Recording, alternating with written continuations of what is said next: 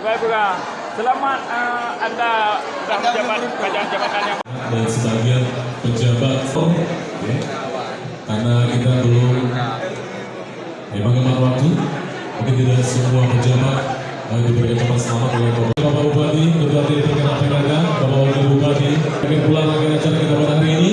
Mohon maaf segala kesalahan. Kami akhiri. Assalamualaikum warahmatullahi wabarakatuh.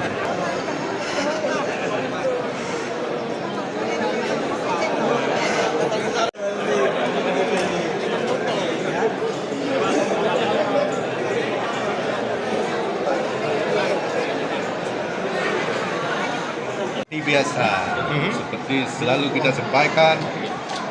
Pertama, masalah pelayanan.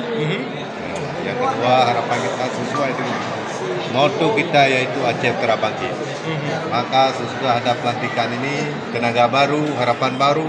Mudah-mudahan Aceh Utara sesuai dengan moto Aceh Terabangkit.